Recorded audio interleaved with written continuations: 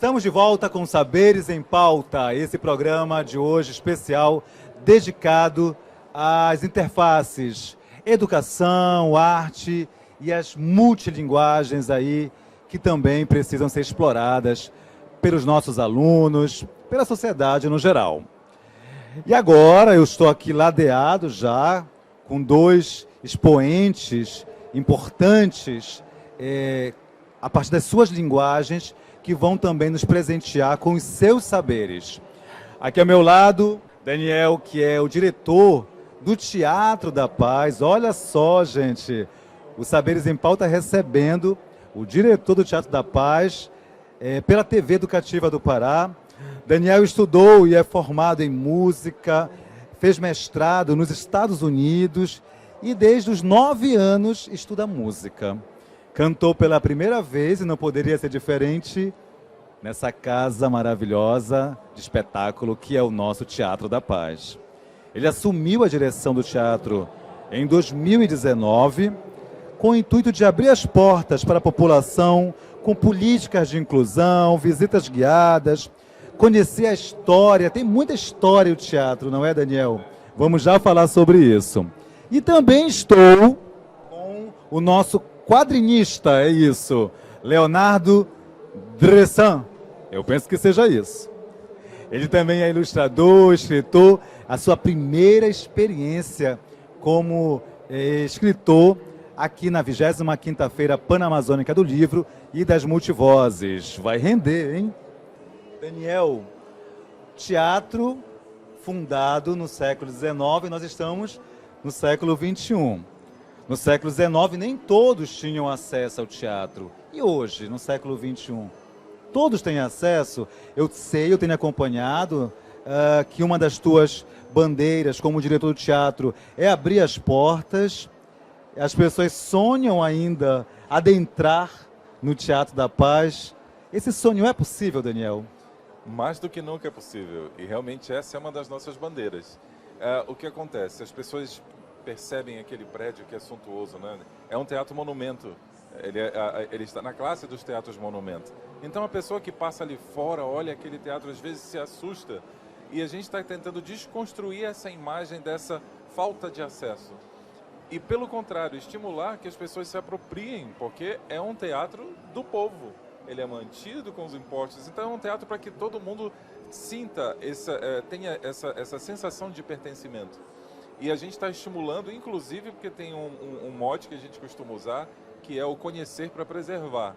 A gente não consegue preservar aquilo que a gente não conhece.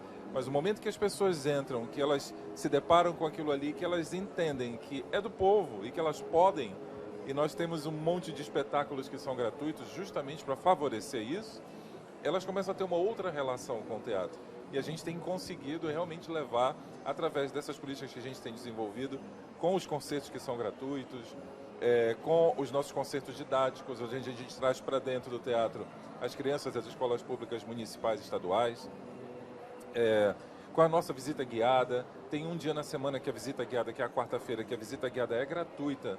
Então nós estamos abrindo todas as possibilidades para que haja uma maior aproximação da população, para que as pessoas percam esse medo, desconstruir essa ideia que era muito mais, enfim, clara no passado, ela era muito mais visível, mas hoje a gente está desconstruindo isso e mudando a lógica das coisas para tentar realmente aproximar a população do teatro. Muito bem, Daniel. Leonardo Dressan, quadrinista. Fale um pouco para nós sobre. Exatamente. Porque é muito mais comum falar cartunista. O que seria o quadrinista? Qual é o trabalho desenvolvido? Quais as possibilidades desse quadrinista? Olá. Primeiramente, muito obrigado, professor Rui, pelo convite. O quadrinista, ele é aquele artista que ele se foca principalmente no seu trabalho na produção de quadrinhos, de HQs. Hoje em dia é muito em moda falar em HQs, né? Antigamente era o antigo gibi. Então, a função do quadrinista é preparar essa história, que tem um roteiro. Necessariamente, o quadrinista, ele não precisa ser um cartunista, mas é uma arte que ele pode ser agregado também. Muito quadrinista é cartunista, chargista, existe toda uma diferença. Mas o meu principal foco é o quadrinho e ilustração. Porque o cartoon, a charge, tem um apelo de humor, tem crítica, né? Tem denúncia. Isso, exatamente. Nos quadrinhos também é permitido? É possível? É permitido e é possível. A grande vantagem da charge é que ela pode ser atemporal. Né? A charge é um movimento assim que ela pode passar, tem charges que nós encontramos de mais de 10 anos que ela ainda são reais, ainda fala da própria realidade do povo brasileiro. Então isso é muito importante. E o quadrinho também permite. O quadrinho é uma ferramenta tão importante que ela se torna uma ferramenta educacional muito grande. Pode falar de vários temas que não deixa a desejar nenhuma outra expressão artística. Uma outra linguagem visual. visual. E olha só, gente, deixa eu só mostrar para vocês. O Leonardo Dressan, ele está lançando, vou colocar aqui do ladinho, ele está lançando aqui na Feira do Livro os seus trabalhos, a sua primeira experiência. Aqui nós temos Leonardo Dressan, O Livro Secreto da Matinta. Olha só.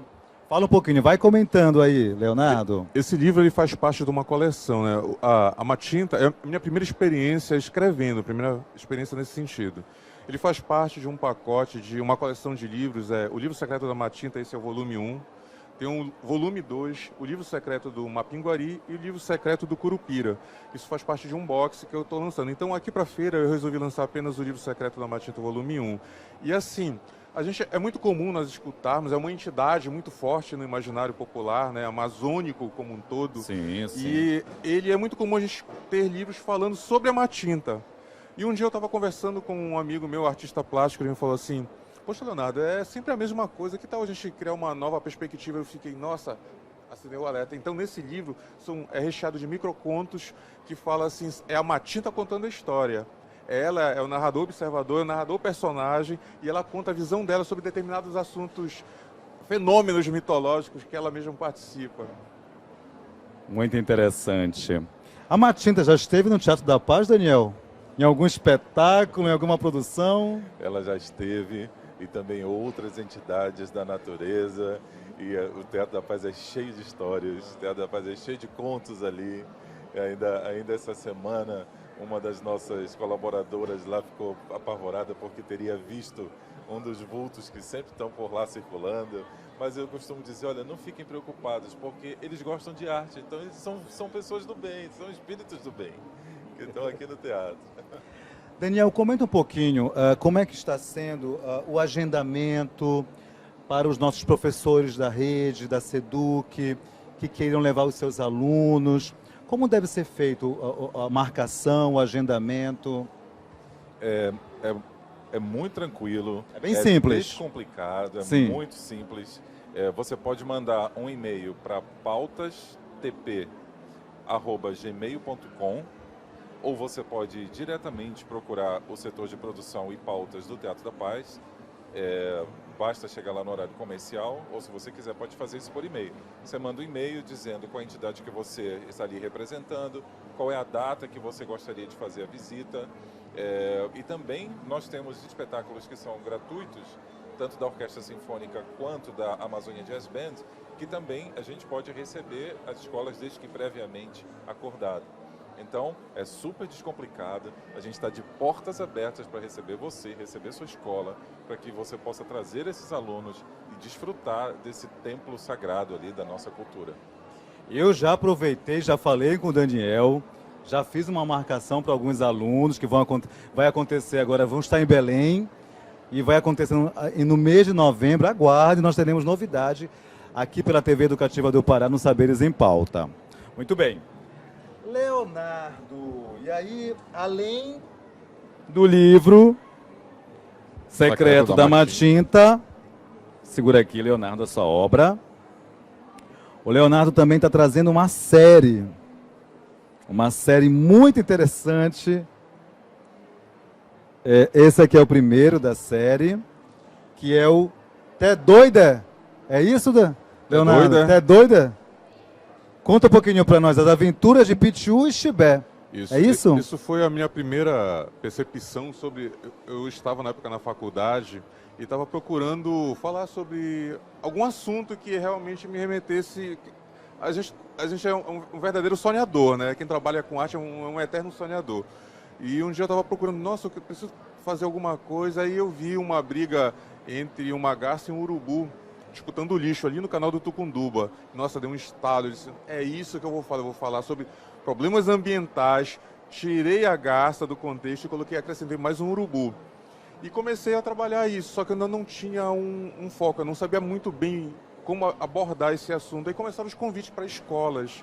E eu disse, nossa, eu vi que meu público eram as crianças. Eu disse, nossa, então é nisso que eu vou trabalhar, uma linguagem. Então eu preferi trabalhar um quadrinho, uma linguagem simples, uma linguagem mais didática, assim, usando muitas expressões paraenses, inclusive, porque o que eu penso, assim, que a criança, eu uso o quadrinho como uma ferramenta formadora de opinião e como uma mudança. Então eu levo esse quadrinho para a criança, ela consiga ver, entender e passar esse conteúdo para a família. Então eu acho que é uma grande ferramenta transformadora.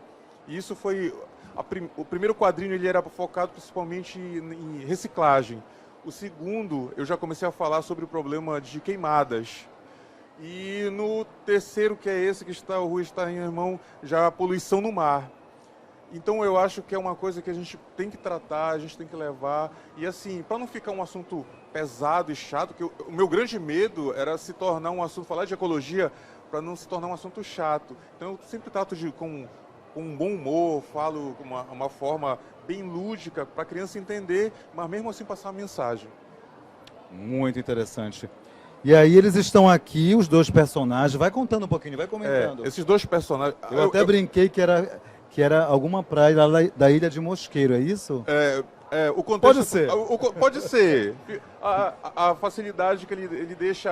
A liberdade hermenêutica de interpretação. Exatamente. A facilidade do quadrinho é essa. Mas, basicamente, a história principal, que é a história base desse quadrinho, ela se passa assim, eles resolvem... Nossa, vamos passar um final de semana numa praia de julho, um final de semana de julho. Aí um fala, pô, vamos para Outeiro, que é uma praia aqui assim, mais popular, vai estar...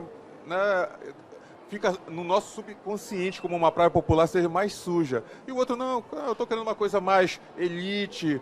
Que tal a gente ir para Salinas? Aí eles vão para Salinas e começam a poluição. Nesse quadro específico é a poluição sonora. Ele chega lá, tem um paredão sonoro. Aí eles vão procurar, nossa, vamos procurar um lixo que aqui só tem poluição sonora. Aí encontra no lixo só plástico, garrafas vazias. E vem todo um contexto. Aí eles falam, não, pô, a gente poderia ter ido para Mosqueiro. No final eles acabam falando, nossa, eu acho que a gente devia ter ido para um lugar mais tranquilo, que é mais a nossa cara. E esse aqui, por fim, também está sendo lançado aqui na 20ª quinta-feira Panamazônica do Livro, das Multivozes, que conta o quê, Esse Leonardo? fala principalmente sobre o lixo jogado nas ruas, né? É um problema que afeta não só a nossa capital paraense, mas várias capitais, várias cidades do Brasil inteiro. Então é um trabalho que consegue atender, não só falar de Belém. Esse daí, a história básica aí, a primeira, né? Eu sempre falo história básica porque toda história em quadrinho ela tem uma história base, né? Que ela gira em torno do conteúdo. Essa começa a falar da poluição no rio. Ele começa de um personagem um jacaré, que ele vê muito lixo jogado, chegando na Ilha do Cumbu. E ele vem até Belém para falar, nossa, eu preciso saber o que está acontecendo. Ele chega lá e encontra os dois personagens que relatam, olha, se lá está ruim, aqui em Belém está pior ainda, é muito lixo despejado nos canais. E eles começam a contar uma história. Aí eles acabam mostrando para o jacaré que aquilo, olha, é uma consequência da ação humana. Então, é isso que eu quero que a criança perceba, que na verdade tudo isso é uma consequência da ação humana no meio ambiente, né? Então a criança vai perceber através desses elementos bem lúdicos, né? Eu não uso um jacaré, todos os meus personagens, eu evito usar personagens, mesmo sendo o jacaré um animal da nossa fauna, né? Um animal silvestre, uso ele dentes arredondados, feições bem infantis, que é para despertar o interesse, inclusive, de qualquer idade, fica aberto para qualquer idade, não é um quadrinho. Eu escutei durante a feira perguntar assim, quadrinho é uma coisa infantil? Eu disse, não, quadrinho é atemporal. Tem quadrinhos que falam para qualquer idade. O meu começa no infantil e vai para a idade até dos 8 a 80, vamos dizer assim. Muito bem, muito bem. Continuando aqui, nós estamos diretamente da 20ª 5ª Feira Panamazônica do Livro e das Multivozes. Estamos recebendo Daniel Oliveira, Leonardo, desculpe, Araújo, e o Leonardo Dressan, no Saberes em Pauta. Daniel, fale para nós um pouco sobre o cotidiano do teatro. O cotidiano, os grandes festivais, essas ações, né, que hoje pautam a questão da cidadania. É um espaço também que pensa a cidadania, o Teatro da Paz? Sim, sem dúvida. Pensar a cidadania, pensar como conectar a arte que é desenvolvida dentro do Teatro da Paz, a partir das nossas ações, e como ela pode se conectar mais com a sociedade, sobretudo porque uma das nossas principais ações é o Festival de Ópera, que já está na sua 21ª edição. Então, é o Festival de Ópera do Teatro da Paz, e a gente fala em ópera, a gente imagina alguma coisa muito distante, uma outra inalcançável. Inalcançável. Eu nunca assisti uma ópera, como é que é? Será que isso é bom ou não é? Então, a gente precisa precisava quebrar essa bolha e aproximar essa ópera, aproximar esse projeto da sociedade, aproximar das pessoas para que elas conheçam essa linguagem e se encantem como qualquer pessoa se encanta diante de algo que é belo, né?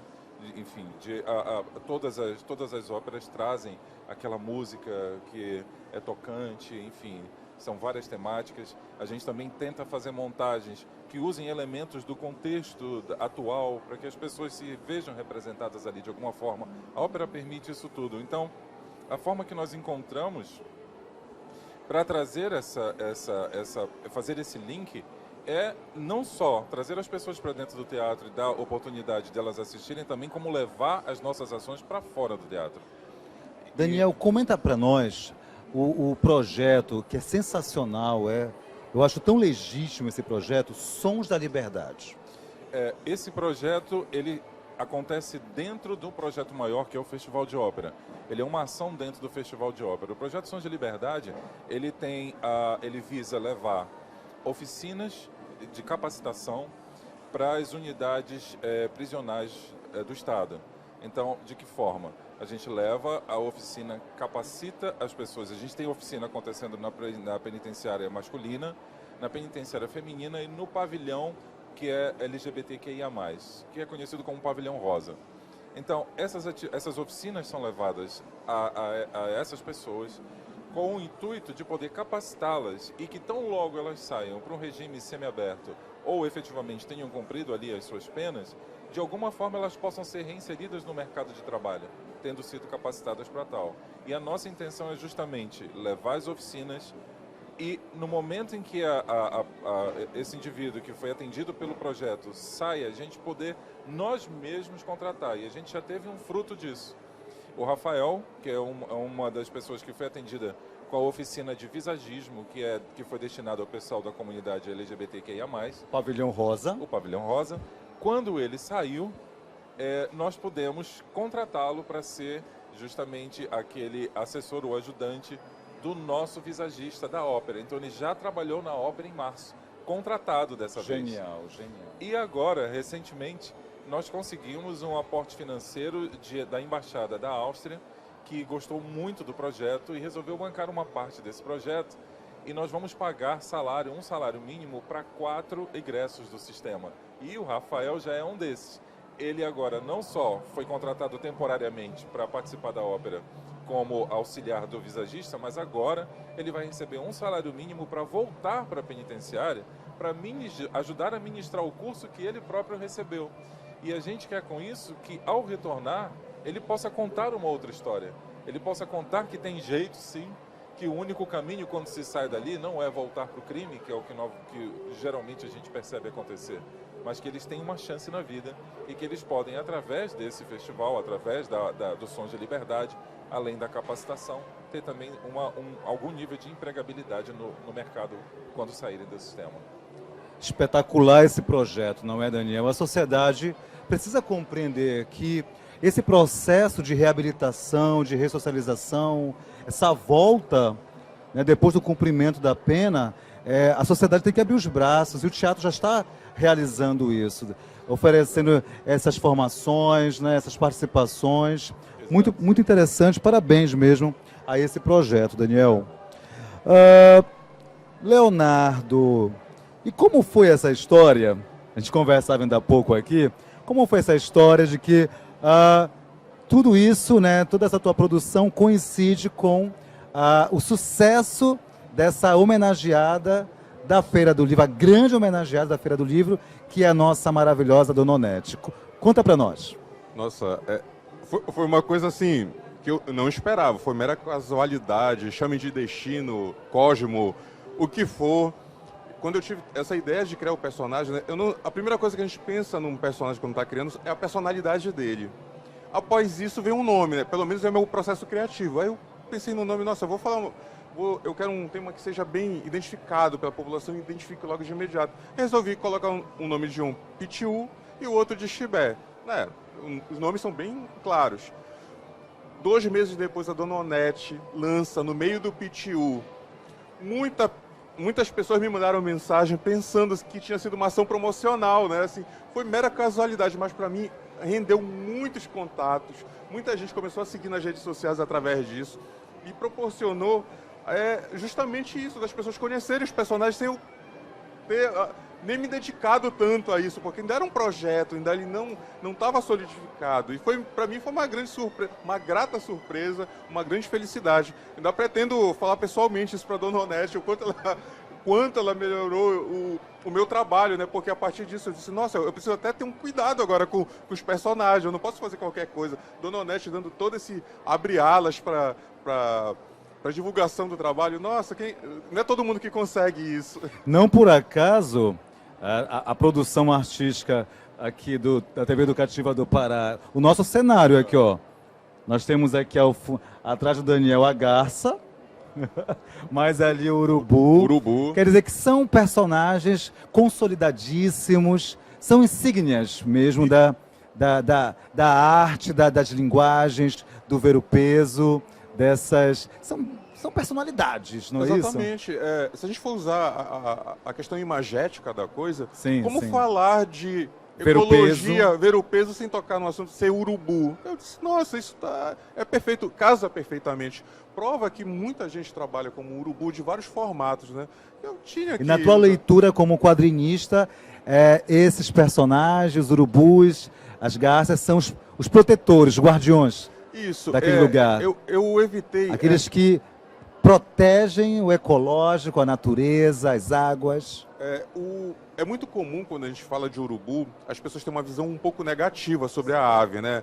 Urubu malandro, né? Tem tudo isso. Lixo. Quando eu vou em colégios, os alunos falam assim, mas ele come lixo. Eu disse, não, ele não come lixo. Então, eu resolvi usar os personagens com a função ecológica, que eles comem restos que poderiam provocar doenças. Então, eles são agentes ecologicamente corretos, né? Eles comem os restos. Uma vez eu ouvi dizer que o urubu era um gari, na verdade, era um grande gari na natureza. Exatamente, né? Então é perfeito, sabe? Então eu disse, nossa, casa. É uma ideia para você, o Daniel.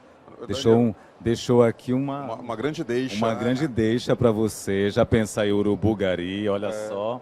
Eu acho que vai render. E até aproveitar para o Daniel, falando dos projetos do teatro, eu como aluno oriundo da escola pública, o meu primeiro contato com assim, uma grande casa de espetáculos foi através de um projeto, uma professora que levou vários alunos para conhecer o espaço. E a partir daí eu já fui inúmeras vezes, sabe? Então a importância desse projeto casa perfeitamente. Realmente a gente precisa mesmo, cada vez mais, o teatro de portas abertas. Como não se emocionar com o Teatro da Paz? Eu... desde a primeira vez, sempre volto e sempre na volta é com muita emoção. Aquela casa realmente, além de um espaço histórico, memorialista, é repleto de um encantamento, de uma sedução, de narrativas. É o nosso grande Teatro da Paz. Daniel, para encerrar, educação e teatro. O teatro ele tem que oportunizar a educação. O teatro é um palco onde por ali você pode educar, você pode ressignificar, você pode incluir, você pode ressociabilizar, você pode fazer uma infinidade de coisas. A importância do teatro é o que nós fazemos veicular através daquele palco, daquelas portas. O que a gente deixa entrar e veicula. Maravilha. Leonardo, quadrinhos e educação. É tudo, né? É a união perfeita, né? O quadrinho, ele prova que o quadrinho é muito comum a gente ter quadrinho na prova do Enem. Então eles é uma ferramenta que está interligada com a educação. É uma ferramenta que prova que ela é efetiva também, porque Os professores estão usando já os teus quadrinhos, eu estou sabendo. Não sei. Sim. Obrigado aos professores, por favor, às professoras que sempre me pedem para usar. Muito obrigado. Professores da rede. Da rede. Nossa, muito obrigado pelo estar usando esse material. E assim, o quadrinho, porque além da questão ecológica, me pedem muito, assim, não é um pedido, não é uma, eu uso questões assim, pitadas de sociologia, pitadas de filosofia. Então os professores estão aproveitando muito nisso, além de falar do meio ambiente. Então isso, educação com quadrinho é a união perfeita. Que bate-papo maravilhoso, eu quero agradecer a vocês, Leonardo, Daniel. Uma honra contar com vocês, vocês nos presentearam também com os seus saberes. Esse foi o Saberes em Pauta pela TV Educativa do Pará, da 25ª Feira Panamazônica do Livro e das Multivozes. Nós ficamos por aqui e até o próximo programa. Tchau!